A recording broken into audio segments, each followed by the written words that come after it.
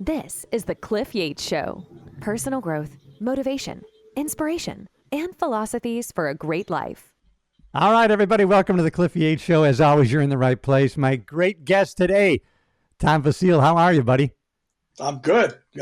Cliff. How are you? Good, and I'm excited to have you on. The last time we had you on, we talked about your story, but this right here hadn't come out yet. So congratulations. I'm going to give a link in the description for your book, Matters of the Heart, a memoir of a transplant patient. You're a survivor, my friend. How wonderful.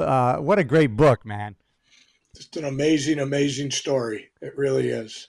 I'm so glad that you, how'd you find the process of writing it and getting it out there? It's quite involved, isn't it, when you publish a book? Yes, it is. I promised myself I would never write another book. I can tell you that.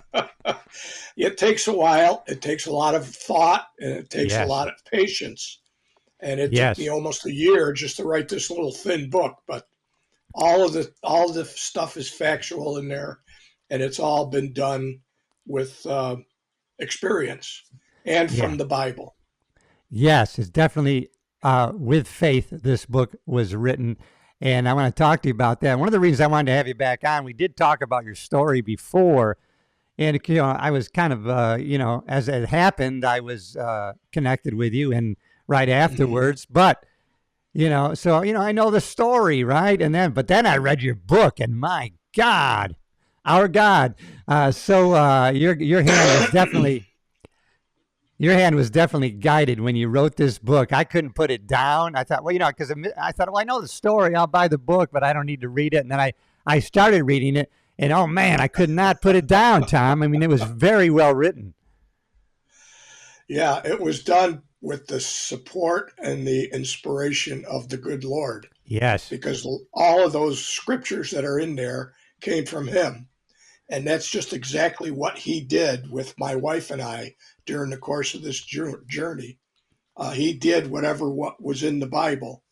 And even though my faith kind of faltered at times, it still went through. And it's not about our faith, but it's about his faithfulness to us, no matter what we do or who we are. No matter what we do or who we are, his love never stops. He does not leave us. We might go away from him. We only need to return, right, and obey. Yes, and he'll bring us back to that.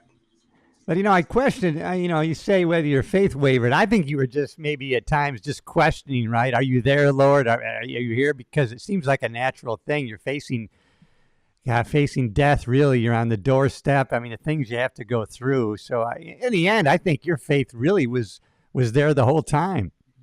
Well, I reached out to him every time I needed that faith. Yeah. And like David does in the Bible, even though he's a sinner, he was always going back to God and always following and just crying out to God with every single bit of his worth. And that's all he did. And he was always, that's why God named him a man that was after God's own heart, because he would mess something up, but he would always go back again, and he would always rely on the Lord and inquire of the Lord. Yeah, my pastor was bringing that up this past Sunday. He was just saying, was he he had a lot of faults? Was he not faithful to his wife? Did he have his friends? He had his the mistress husband murdered, and he did all these things, but he never stopped reaching out to God during all these times and repenting. And actually, he felt a need to turn back to the Lord at all times. Yes, he did. He did. And David's really a good example for all of us in how we live. Yeah, we're all sinners, and we always fall, no matter what. That's why his mercies are new every morning. Yeah, every morning. That's right. We have a renewing of our mind if we'll just take advantage of it. Yeah. And so how long has it been since the heart transplant? I want to think less than a year. Am I right on this? Yes, it's been about 18 months now. Oh, it's been over a year. Okay. Yes. Yeah. It's less than 2 years. It'll be 2 years in November. God, I can't believe a year went by on this. Yeah, I know it. Jeez. It went fast. Man. I'm gonna just bring myself up a little bit. All right, that's more even. Yeah, it's gone by fast. So how about it? Seems like all your numbers and all of your exams have been really great, right? Yes, they've all been to the top, and they've been perfect. And my doctor, she's kind of messing with medications back and forth, but that's understandable. And she's trying to get to the perfect level. So, and So that's understandable. there's always an adjustment of Yeah. But as I go out, they tell me that within 2 years there is less of a chance of any type of rejection than there was from the beginning. So they usually give you about 2 years. You still have to stay on the medication, but they give you about 2 years, and then they say that that risk is over as of that point. So I'm almost there. is that the main concern? Rejection, your body rejecting the heart. That's their main concern. Yeah. How often does that? How often does that happen with these Now transplants? it doesn't because they have the medication to be able to support it. It used to be when they first started heart transplants, I think back in the early 80s, they started heart transplants and they didn't have the medication that they have now to stop the resistance, but now they do. So I'm on two medications that I'll have to stay the rest of my life, but those medications are the ones that they counteract your immune system so that it doesn't attack the heart. Because the heart's always going to be uh, kind of foreign to your body no matter what. But your body will adjust and get used to it after a while. But they want you to stay on the medicine just in case for the rest of your life. That's what I was going to ask you, if how they did that. So they do it by reducing the immune system reacting to the heart as a foreign object, or Yes, yes. And that's why sometimes I have to be careful of where I go and how I do it. It's hard for me to go a lot of times to visit people in the hospital because there's so many things flying around that I could catch something. And just for an example, after the beginning of the first year, I caught the stomach virus that was going around to everybody, where everybody else, it would only take about 3 days to get rid of.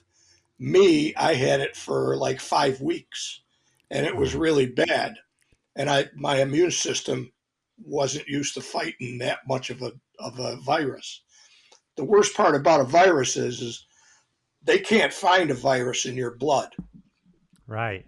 and they can't detect the virus. So they just kind of wing it when it comes to a virus. But it went away, and once it went away, and then she changed medications a little bit, then I was fine after that. Oh, I can see now where you. So if it's too powerful as far as reducing your immune system, then you're going to be so susceptible to catching all sorts of crazy stuff, right? Right, right. And Uh, that's why they have to kind of level that and balance it out. yeah. So they want it just to the point where it's not rejecting your heart, but you're still protected from other crap getting Right, into you. Okay. That right. makes a lot. Is there any other concerns really that they have secondary to like infection or rejecting? No, not really. Other than there was one case of pneumonia that a friend of mine who came to visit me had a heart transplant also, and he came to visit me in the hospital. We became pretty good friends. He got pneumonia, and he had to spend a couple of weeks in the hospital with that because of his immune system being Yeah. reduced. But other than that, I was told that I will never be able to take another vaccination. So all vaccinations are off as far as I'm concerned. That might be the So best thing. Maybe the government that's won't kill probably you. that's Yeah. probably a good thing. Yeah. Well, I really think that's the finality of what did my heart in was the booster to the vaccination. I think that way too. People aren't really. You did have before the vaccines. You did have. You had a pacemaker, right, or something? Did you have? You had a prior heart thing. I had a defibrillator, Yeah. And I did take the vaccines initially under the Yeah. direction of my cardiologist, but when it came to having the booster, it was probably like 5 or 6 months later. I just happened to be in the doctor's office and she says, I have some here, you want it? And for some reason, I said, okay, go ahead. And then 2 weeks after that, I find myself in the hospital and my heart was failing even worse than it was before. So, and then there was no turning around because the medication stopped working and everything else. And that was the reason that I had to be placed on a list to get a transplanted heart. It seems. Do you follow it? It just seems like, man, they're. I don't know if people put together these heart problems that are really happening to these young athletes and whatever with the vaccines. I mean, some people do, but it seems like there's a squelching of that information, right? Yes, there is always, yeah, especially the guy in Buffalo. Yeah, I mean, I can't imagine a young guy like that having a fast heart attack or something like that. And it's for some reason, and I think for some reason, if you can correct me if I'm wrong, he got the shot like 2 weeks before that happened. that's what I heard. Yeah, that's what I heard. So, Yeah, it's we understand the science of it, and the science of it's no good. It's as that's simple as right. that. And I Yeah, even talked with doctors about my situation, and they said we don't want to talk about that. yeah. They actually came right out and said we don't want to talk about that. They were under threat of losing their own license. You know. Yes, absolutely. Jeez. Wow. That's crazy. Yeah. And I have several friends that were up here that actually one had a brain aneurysm. He was in better shape than me, played tennis every day. And then another was his former roommate, in great shape, and he dropped dead. And I just don't know if a lot of people put it together or want to, but I think a lot of people, that took the vaccine don't want to admit that they really might have made a mistake, right? Yeah, I know it. You're right. Jeez. And most people took it just to keep their jobs Oh, that's because right. they Yeah, were just being under threat of financial ruin, really. right, and they were being forced to do that. Wow. So you had the what'd you have? You had, I thought it wasn't a pacemaker. It was a It was a defibrillator. defibrillator. Yeah. Oh, What it okay. would do is it would slow my heart down if it speed up, Okay. and then that would help my heart go up if it slowed down. So Okay. there was quite a few times where my heart went out to like 200 or 300 beats a minute, Oh man. and it would bring it right back down again. And I never even noticed it. They Yeah. used to detect that through. I used to have to go like once every 2 months for analysis on the computer. They just put this thing Right. over your heart, and then they bring it up on the computer, and they can tell you when and what time this event happened, Wow. and you can Yeah. remember what you were doing. But I Yeah. never remember. I never remember it happened. You never feel a thing. Yeah. And so it wasn't until after the booster that you had the heart really failing. Yes, it was. They call it a ejection fraction, and they measure that by a fraction. And the normal heart pushes out 60 to 65% of your blood out of your heart to the rest of your body. Mine was only in the beginning, when I discovered I had heart failure, it was only pushing out 32%. And the doctor told me if it goes below that, you're in trouble. So we have to keep an eye on it. So that's why they gave me a defibrillator and everything else. Okay. Well, after I took that shot, it went down to 22%. Oh And my that was God. as high as it would ever go. And I even went into the hospital for tests and everything else. And the doctor came out and talked to Debbie and I and said, there's just no way that heart's going to get any better. So he's got to go on a list.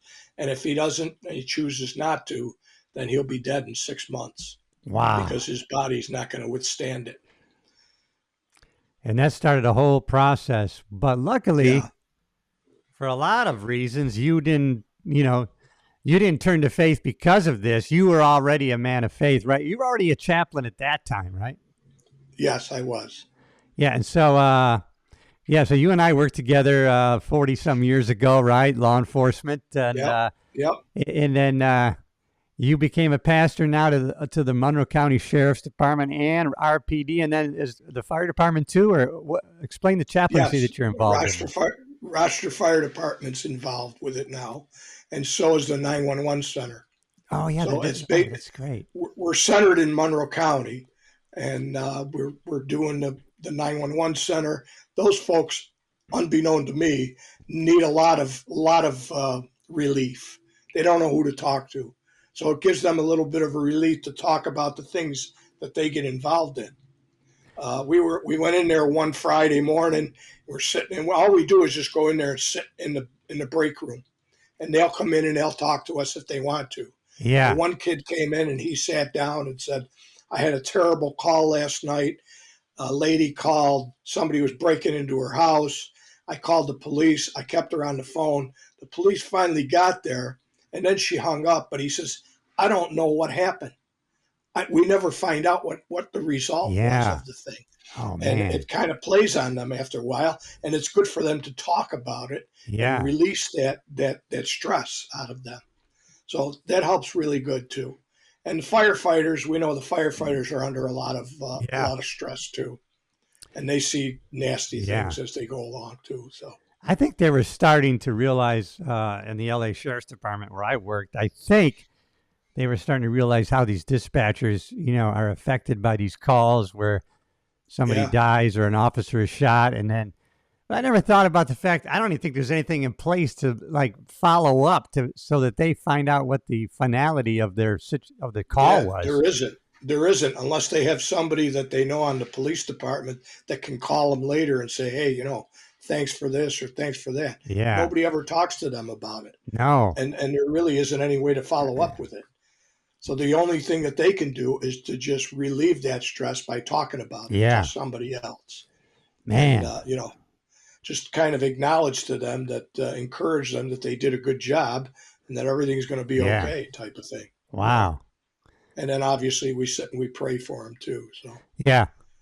Are the departments kind of becoming aware of how the dispatchers are affected by these things or doing anything to counteract? Yeah, some of them, because they're starting to, I know the city police chief invites the director of the 911 center to our meetings once every 3 months. So he comes. Mike Soretto, you remember Mike Soretto? Yeah. The trooper. Well, he's in charge of the 911 center now. Okay. And he comes to our meetings with the chief. And, we just discuss different things and see how we can affect, and how we can support the wellness of all these people that are working and doing this stuff. So you guys have really expanded. You started with Monroe County, right? And then and then the Rochester Police the chief went through the program, right? And became a chaplain? Actually, the Rochester Police were the first ones. Wow. Oh, they were the number one. Okay. Yeah. And then it's been opened up to the sheriff's office and then even in the jail. And then Irondequoit Police is all bought into it too. God, that's great. Wow. Yeah. Yeah. That's so we're kind of hoping that we maybe bring on more police departments in Monroe County, but it's up to their discretion, How about Livingston County? Did you had a contact there or no? No, I did not, but I went to a wake of one of the retired lieutenants out of the city that passed away, and he was laid out in Lima. Yeah. At the funeral parlor there. And the guy that runs it used to be a Livingston County deputy. Oh, you're talking. Jeff Derrigan. Yes, Jeff Derrigan. It was like a old home week when I went there because I saw all the old guys I used to work with. And I talked with Jeff for probably an hour and a half at the entrance. And we exchanged pleasantries and all that. He's a good guy. He's got 5 funeral parlors now that he's running. Yeah, he used to ride with me constantly when he was a part-timer. Yeah, he mentioned you, asked how you were, how your dad was, and all that. I told him that I grew up under your dad. Yeah, he started, I think, with the first one with I think it was Al Hart's funeral home in Caledonia was like number 1, and then from there he got him. He got him. Yeah, all. I remember Al Hart's. Yeah. Yeah. Peter was in my class. His dad started the funeral parlor. Yeah. Wow, what a small world that is. Who the heck knows that was going to come up? My God. That was awesome. That was amazing. So Yeah. did he think, I bet you that would be the Livingston County. I know the sheriff would probably be interested in that. I bet you. I would love to get to see the sheriff someday and talk with him, but Yeah. I don't have too many connections over there anymore because everybody's retired. Yeah, but I have well, you know, every year they have a Livingston County retired peace officers. They have a meeting. You know, they could have a get together at the Really? Yeah, Livingston Lanes was last year. I went. You should go to that. If it's you should go this year. It's usually at the beginning of September. Wow, Yeah. I'd love to. Last year the sheriff came in and actually it caused a little bit of a stir because the prior sheriff came in. Jack York came in, and everybody was pretty shocked. Yeah. I guess near the end, he wasn't the most favorite of sheriffs. Yeah, so. he wasn't. I remember that. Yeah.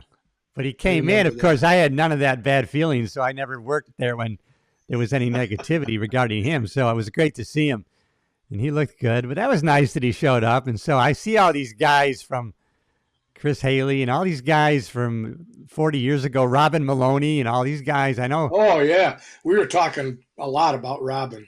Robin heads he heads the thing. He would probably be a good inroad to the department getting involved with the chaplaincy. Really? Yeah. So I'll keep in contact with you on that. Maybe we can go together. Yeah, let me know. Yeah. Yeah. I would love to go. That's just a couple hours, and then they have sandwiches. And they just changed it to Livingston Lanes, which is a real nice place. So it'd be good for you right off 390 and Route 20 or whatever there. Yeah. So, that's a good thing. So, and you guys, how many chaplains do you have? You told me one time. 21. We have 21. Oh, my God. Yeah, 21. Unfortunately, only 10% of them are really involved, active. But we do have people that'll help out. And we've got some new ones that are really excited. One guy, a young guy from our church, he's been going to everything. He goes to all the clergy responses. Oh, really? He's trying. Okay. He goes to as much as he possibly can. As a matter of fact, he called me the other day, and he had a friend of his that is an EMT in Irondequoit. Oh, great. And their lieutenant got pneumonia and fainted in her house, and they didn't find her for like 10 hours. And now she's on life support. Wow. And they wanted him to come down and pray for them at a gathering that they were having for them. So, who knows? We might have some roads into that too. Yeah. What is your what are you supposed to or limited to as far as exercise and health kind of things? I can walk. I can do a lot of walking. Walking is good. Yeah, man, walking is the best, man. Running's no good for any of us anyways. No, I know it. So walking is good. Yeah. I do I do some yard work every once in a while. Good. And I do some things over at the church every once in a while. But for the most part, as a matter of fact, I hit a milestone the other day. Yeah. I was signed up for a golf tournament for Caring Choices. Oh, and okay. I golfed with three guys from the church, and I made 18 holes. Okay. What? Oh my God. I golfed 18 holes. Tom, so come on. I was pretty proud of that. Oh man, I didn't golf so good, but at least I was out there, and the good Lord gave me the time and the life to be able to get out there and have some fun. Oh, that means you're going to be back at the Cook Coyle yes, tournament I am. next year. Yes, for sure. Yes, I will. Yes, I will. Man. I'll get a team. I'll definitely get a team together for that one. Not, I'm going to get you on a team. So Yeah. that would be great. Oh my goodness. Yeah, that would be awesome. That would be awesome. Man. Going back to the journey then, so when you get on the list then, man, that's like, I mean, it just seems very stressful, right? How do you never know where you are? You had to like kind of maneuver to be like at the top of the list. You almost have to put yourself in a little bit of danger. What do we have to do to get on the, the priority? I was I was number 4 out of 6. They go by ranks of 6, and I was number 4, and they wanted to get me up to at least number 2. So in order to do that, I would have had to come into the hospital, Ah, and yes. they hooked me up to an outside pump. And then once I'm in the hospital to stay, and I have to be hooked up to this outside pump, or my heart wouldn't work anymore. And then that brings you up to number 2 or I 1 on got the you. Yeah, list. I got to tell you, Cliff, that I was very blessed, only waiting 6 weeks for a heart. man. I saw some statistics the other day. There's like the ratio is like there's 3,000 people in the country that are waiting for a heart, Oh my and there's God. only like 2,000 people in the country that agreed to be organ donors. So you're already 1,000 people short.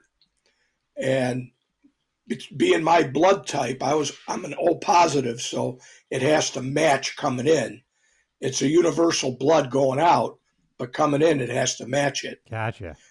And because of that, I mean, all prayers aside, I would have had to stay in that hospital for 2, 3, 4 months, maybe even a year before I got a good heart. But it just worked out where the Lord happened to arrange it that I only had to wait for 6 weeks, and that was the wait. It was the longest. I thought it was long at the time, but when I've seen Yeah. other people and how long they've had to wait, I mean, it really was a blessing. Wait, so the only hearts they consider are the ones where people have agreed to be a donor? No, they also go after the ones that die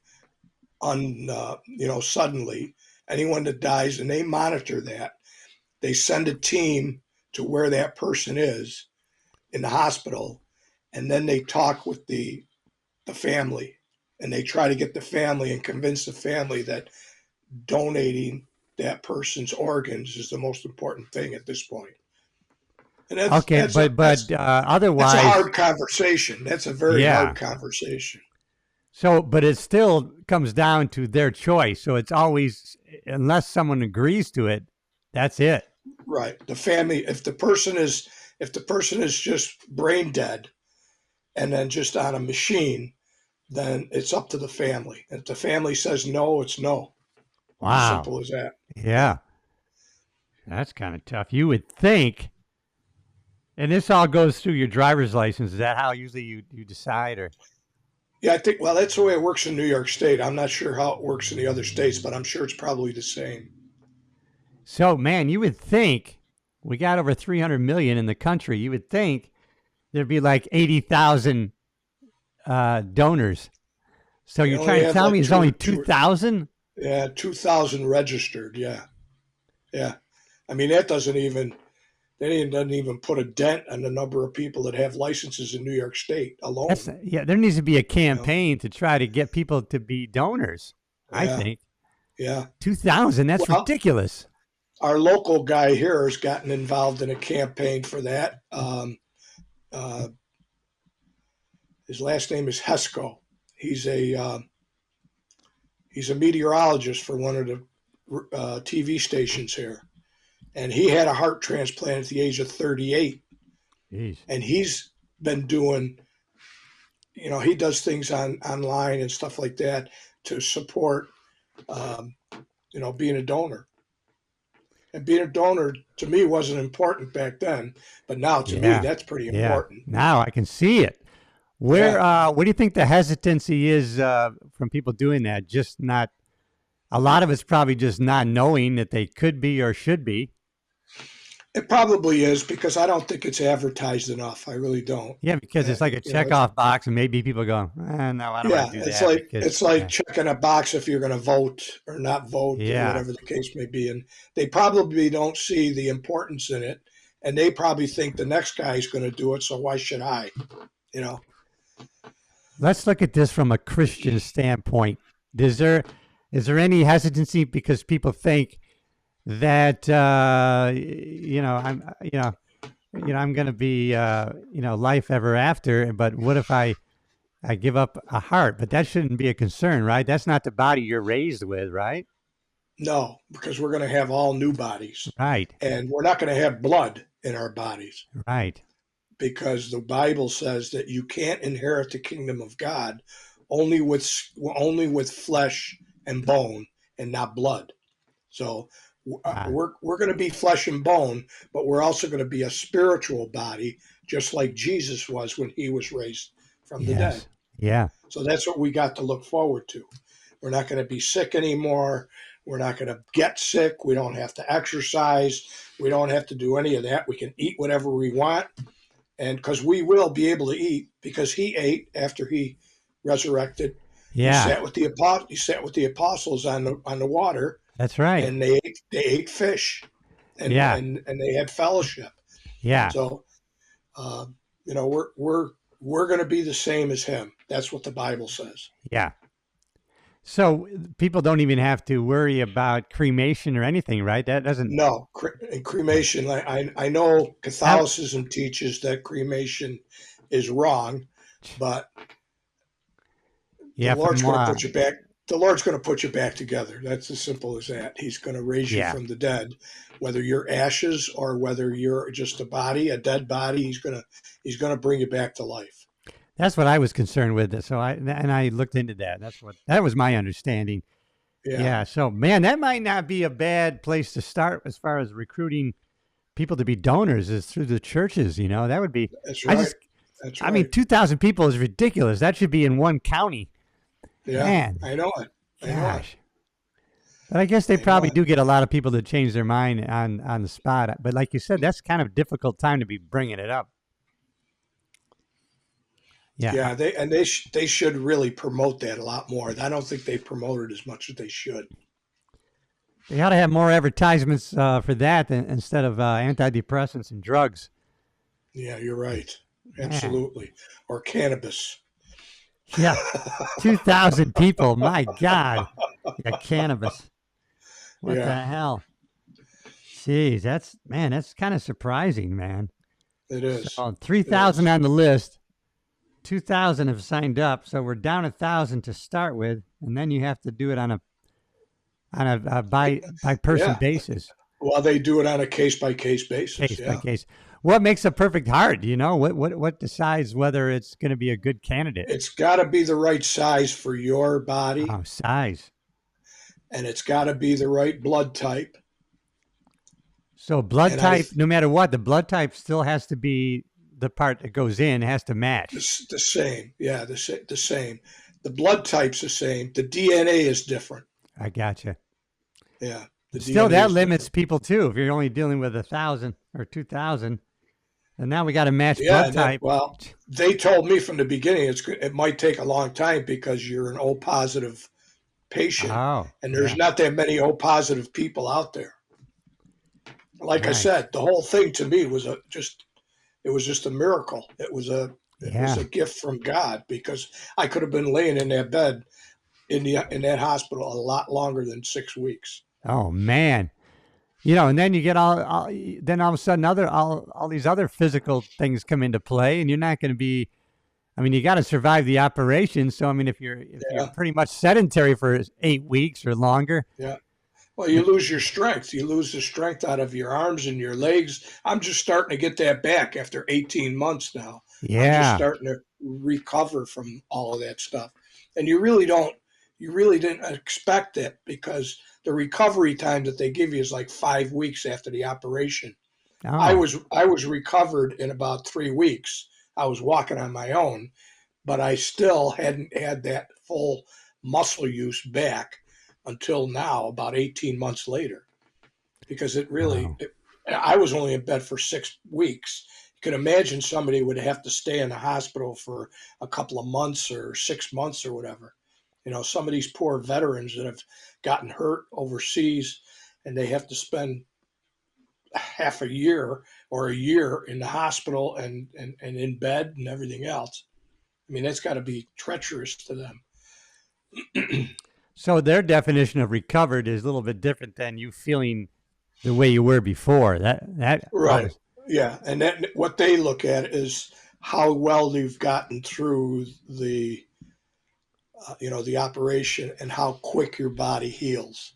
So they gave me the 5 weeks, but within 3 weeks or 4 weeks, I was walking on my own. Rather Wow. than when I first got out of the hospital, I had a walker and I had to walk with a walker because I wasn't strong enough. And that progressively got better along the way. Wow. That's why they before they do this, they want you somewhat fit Yeah. and somewhat healthy before they can do all this so that you can recover quicker. Yeah. Wow. That makes sense. And then prior to waiting for the operation, I would have to walk twice a day around the unit because they want you to keep exercising and not just lay in bed because they want you to Yeah. keep your muscles loose and all that type of thing for after you have the operation because they know Yes. you're going Oh, to be tied yeah. up for a while. So movement is so important. No matter what you're doing, if you're moving a lot, that really equates to getting yourself healthier. You know, Yes, that's my message when I tell people they should be working out is you never know what you're training for, right? You that's might right. You're right. You're something's going to absolutely hit right. you, and if you're physically fit, Yeah, it's going to help you get through that because you're going to be at a much higher, what do you call it? Yeah, your base form is going to be, your base health is going to be so much higher than someone normal who's sedentary. That's, man, that's, yeah. And then you know as well as I do. I've done a lot of running, and I was yeah, a runner back in my 30s and 40s, and I ran a couple of marathons and everything else. And when this hit my heart, I thought all that running wasn't good for me, but it got me through the operation, is what yeah, it did, that's and it right. helped my body get through the operation. So you're right. Whatever Yeah, whatever you're exercising for, you have no idea what's going to happen in the yeah, future. So yeah. What the right exercise is the one that's right for you. What that's right. about, you worry about the rejection on your end. Is there any ever rejection on the heart's end or no? No, not at all. Oh, good. Not at all. I mean, they keep an eye on that through the DNA process. If Oh, the I if the gotcha. DNA Okay. the DNA in the heart starts going over the DNA in my body, then they have a little bit of issue with it. What was the first one? Is it heart transplant? 70s? I think it was in the late 70s, early I 80s. kind of remember it making history. Yeah, and of course, they lost the first couple of patients that they Yeah. did it with God.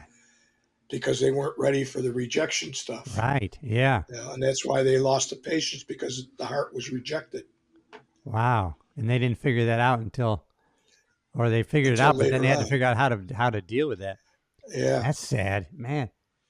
What about the longest living heart transplant person? Anybody that lived into real old age? I don't know, but I did talk to a guy down in Florida when I was doing a class down in Tallahassee. I had to go give some blood, and this individual was in the line. And I started talking with him, and I told him that I had just recently got a heart transplant. That's why I had to give some blood. My doctor was monitoring at home. And he Oh, says, a transplant? He says, my wife got a transplant right after our first baby was born, and she's had her heart for 32 oh years. my God, that's great. And now she's Wow. getting ready to have another one. She's going to have another transplant. Wow. So yeah, so I Jeez. thought, boy, I hope I don't have to go through that. But I don't think No, I'm going to be. I don't think I'm going to be living 38 more years. So I know I'm I might not have. probably. Yeah. I might have a good 20 in my belt, but Yeah, that I would, don't know hopefully about we 30. do. Yeah. Yeah. Wow. So and you ran across some people, some staff that were Christian, right? You were in the hospital in New York City, and then you ran across some people that were open to the Bible, or did anybody really knew Oh the yeah. Bible? Or Yeah. No, they didn't. This one girl, her dad was a Christian, and she's a Christian, and she got really disgruntled when I had my second disappointment. And oh, she was around at the time. And then they came back in. First, they said they had a heart. Then they came back in and said, "Nah, we can't use this one." oh my gosh! And At yeah, both times, were you getting? They were prepping you, right? Or the one time I know yeah, they were. they've already prepped me. In fact, the second time they got me down to the operating room, and they were just starting to fill me up with anesthetic. They were just getting ready to open me up, and the guy was in the operating room next door to me, and he was a homicide victim of New York City, and they took his heart out, and the valves were no good, and they couldn't use it. So Oh my God. they stopped it, and then they sent me back upstairs, and that's the one that she was present for. And from what I heard from another nurse, she left work that night. She got into her car, and she was actually weeping. She was crying in her car because she was so discouraged about me not getting a heart. And she went home and she called her dad, and she says, "You need to pray for Tom." So he made up this. He was going to this Christian camp, and he went to this Christian male camp. And when they're there, they make out this piece of wood, and they put a person's name on the piece of wood. And then they go to the fire, the bonfire, and each one of them get up one at a time, and they take that wood and they say, "I want to pray for this man," and then they throw it in the fire. And he didn't go to the bonfire, but he made up his little piece of wood. He brought it home and gave it to his daughter. Daughter took a picture of it, and she sent me the picture. Oh And I still man. have the picture. But that was pretty sweet. It really was. Man, so these people really get And attached to you, right? They get connected, and yeah, man, they do. man, I that's mean, they're tough. there. I mean, they work 12-hour shifts, so they don't come in for 8-hour shifts and then go to an hour lunch. They come in, they do a 12-hour shift, they eat their lunch, they have a working lunch all the time, and they Wow. sometimes you have the same nurse every day after day, and they get used to you. Yeah. I had one nurse that brought me in some pizza for a football game. And I Jeez. had another nurse that used to bring me in coffee from Starbucks across the street. Every single day she brought me in coffee because I told her I liked coffee. And then when Debbie came down, my wife was there, she'd bring us both coffee every day. Every day. It was just amazing. I'm not And giving they up were coffee. I love an coffee. amazing bunch. Yeah, they were an amazing bunch. They really That's were. amazing. Now, in your book, the a lot of stuff you had to rely on. So, Deb, your wife, she was taking notes all the time, right? Was she writing things down on a daily basis? Yes. And she was actually using the Bible to write things down and keeping a Wow. journal. She Yeah. was doing that. And she was just as affected, if not more than me, because she had to watch all this. I Yes. mean, she saw me come up from the operating room with all the tubes out. And I don't remember any of that. I don't remember a piece of it. Yeah, because I know you told me that there was a time, you're struggling trying to, pull things out of you, and you're in a lot of pain, and you're out, right? You didn't remember Yeah. that, and she had to really No, probably I don't. feel all those things. Yeah. Wow, but that was good because it Yeah. really filled a lot of the blanks in the book, man. It was God, that's great. Jeez, I got Yeah. to have everybody get She, this book. and you saw that she gave her own rendition at the Yes, end there. I know. I And loved it. Oh that my was the God. wife's perspective. Yeah. Yeah, that was important to put in there. Yeah. Man, jeez. And then wow. So finally, it was the third heart, right? That would turn out to be the perfect heart. You told the doctor, "Don't come back in here Third unless one. there's a perfect heart." Yeah. And he did. He came back and said, "It's a perfect heart." Oh my God, that's great. Yeah. He says, "I'll see you downstairs. It's a perfect heart." And I Wow. thought, hopefully I don't see you downstairs. And Yeah. I didn't. I didn't. Yeah. They put me out before I even got on the elevator. So, and I don't Man. remember a thing. Wow. Man, do most people make it through the operation, the transplant operation? Now they do. Yeah. Oh, good. They've got it down so pat that most people make it through. Uh, it's up to the individual after that. I mean, Yeah. they're bound to take medication and everything else and do what the doctor tells them to do. And Yeah. if they don't, then they suffer. But there's Yeah. consequences to that. But I Yeah. haven't lost a day since then. So God, it's great, isn't it? I'm Oh so my God. thankful. And so Yeah, they I'm so say thankful. the longer you go, the better, right? No chance of. Yes, Wow, that's no good. chance of rejection. That percentage goes down after a couple of years, and and they Yeah. don't worry about it so much anymore. But I was going to the doctor once a month. I only have to go. The next time I have to see her is in December. So I So know you talked to a guy that had been through that, and he was talking to you before you went in the operation. Have you talked to anybody that's about to go through yourself, or have you now been that guy? Or yes, I've called a couple of people. I've talked to them on the phone. Actually, one guy was a cop. When we were down in New York City after we went to kind of like a reunion, yeah, and I went upstairs and I prayed with the guy, prayed with the man, yeah, and it's just a great thing to be able to talk to somebody and give yeah, them the experience, because it's really scary. We had a yeah. lady from our church the other day. She come up to me and I prayed with her. Her son is 40 years old and he needs a liver transplant. And I gave her one of my books and I said, if he needs to, tell him to call me and I'll talk with him anytime. I mean, it's scary. It really is scary from the beginning. And you never really get used to the thought after a while, because the more you think about it, the more it's like, wow, this is really amazing. I mean, and if you don't know Jesus, Yes, it's that much harder. yes, It's as simple as that. You don't have anything to lean on. And I know that he's saved my life. So he's going to continue to take care of me no matter what. right. No matter And I what. know that because Yeah, he always finishes what he started. So, that's right. So do you have to do you maybe agree to be called or anything? Or you put on a list like, hey, if somebody wants to talk to you, oh or yeah, yeah. I made up cards and made up a little ministry. It's called my Heart Ministry. yeah, And I gave a ton of cards to my doctor at Rochester General, and she passes them out like candy.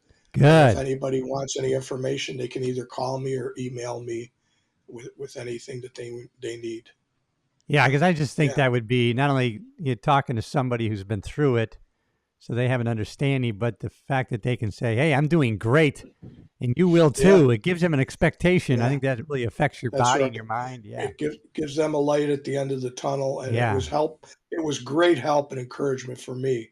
I had three different people visit me that I think I yeah, mentioned in the Bible or in the book, and yeah. it was just amazing. And these guys were great Christians, and they God, came in that's and they great. read the Bible to me, and they said, Oh, this is just a bump in the road. Don't worry about it. And then yeah, they gave me encouragement and gave me a light at the end of the tunnel. So, yeah. and I still to this day I stay in contact with these guys. Wow, that's Yeah, awesome, man. That's it's great. amazing. Is it It's mostly amazing. men who have heart transplants, or do the women do too? All the women do too. The Yeah. women do too. Yeah, Okay. there was a couple of women up there waiting for hearts while I was there. Oh God. Okay. Yeah, yeah. Jeez. How about the church? What's going on in your church? What's happening in the ministry? Church is awesome. Church is Yeah. going really well. Um, You got your I'm head getting, guy is Rob, yeah, and then the guy Rob I Kellogg. like He's is Richard Williams. Richard. I love Yeah, Richard. He's my man. Yeah, I love him, Richard. man. I just came from lunch from Richard, Yeah. having lunch with Richard. God, I got to see him Yeah, next time I'm down yeah. there. Richard's a good man. He's a Yeah. really good guy. Maybe if I go back for my Yeah, reunion, things are going real well. my 50-year reunion is coming up, but I don't know if I'm going to go or not. That, Have you had that, yours yet? You haven't had. You already uh, had yours. I don't go to those. Yeah. I don't really want to go. they're What's hard, my? they're hard to go to. Yeah, right. Well, I went to my 20-year. Did you go? How many? Who did you go to? Any?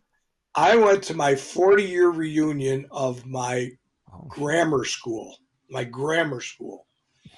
I went to that for a couple hours, and that oh, was interesting because there was a couple of teachers that I really liked that were lay teachers. They weren't nuns, yeah. and most of the nuns were passed away because they were old at the time. Okay. But that was kind of fun. I Yeah. remember some of the people because I used to hang around with them outside of school, you Yeah. know. Yeah. Yeah.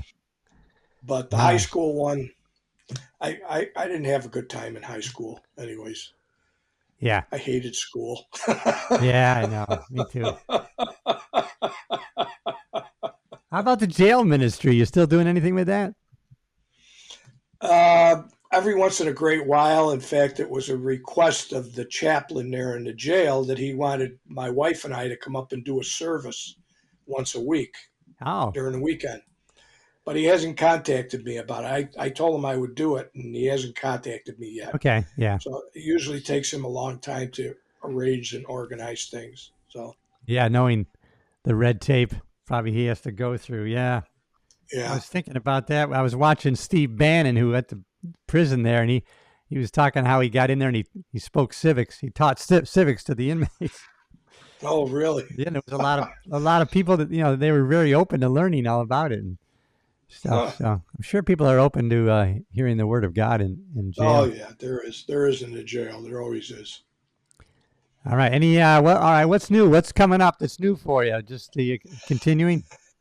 Yeah, we're continuing our well during the summertime. It gets kind of busy with the chaplaincy because we try to have lunches for all the police departments and stuff like that, and Oh, we've that's got a good. couple of them coming up. And we're going to have a new academy in the spring. So, Yeah. and then we have our benefits coming up on October 11th. We have to go around and get donations for that too. So that's kind of a Oh. difficult thing. How long's I'm not. how long's the academy? The academy's 12 weeks, one Wow, night that's a quite a week. while. 12 Yeah, weeks. one night a week, Okay. and we have extensive instruction on dealing with crisis, managing crisis, trauma, things of that nature. And we have a separate place that we go about signing everybody up that goes into the academy to a class for mental health, to become a Okay. mental health Yeah. coach, Yeah. and that's through Liberty University. It's called Light University, but it's a subsidiary of Liberty Liberty. University. And there's 3 classes online that you have to do.